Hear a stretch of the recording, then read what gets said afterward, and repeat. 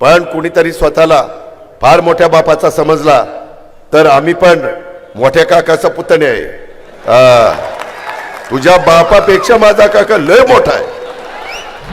Tanker माफियाच उमेदवार व्हायला निघालाय। मग बघा आता कसं काय। ते म्हणतात ना, चोराच्या हातातच तिजोरीच्या चाव्या। काय होणार आहे ह्याचा विचार जरा करा, अजिबात घाबरू नका। मी नेहमी महाराष्ट्राला सांगतो, ज्या गावच्या बोरी त्याच गावच्या बाबळी। आम्ही पण काही कच्चे नाही आहेत। एक तर आमच्या वाटेला कोणी जाऊ नका, पण आमच्या कार्यकर्त्यांच्या कोणाच्या वाटेला गेला ना तर मग आम्ही पण त्यांना सोडणार नाही।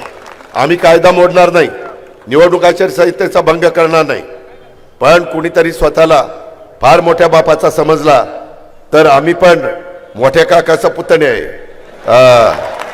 तुझ्या बापापेक्षा माझा काका लय मोठा आहे। हे तुम्हालाही माहिती आहे। शिट्ट्या वाजवतो म्हणजे खरंच आहे।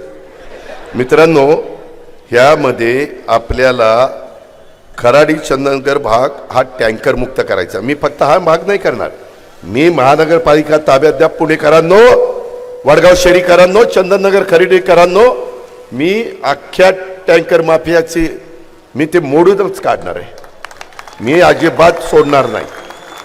तुमची पर्यायी व्यवस्था करून ते मोडून काढणार। कुणाची दहशत आणि दादागिरी आम्ही चालू देणार नाही।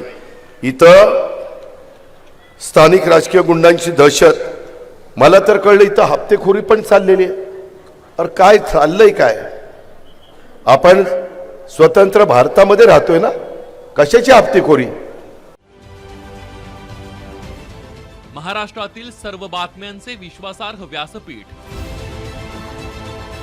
सकाळच्या सर्व सोशल मीडिया प्लॅटफॉर्मला लाईक, फॉलो आणि सबस्क्राईब करा।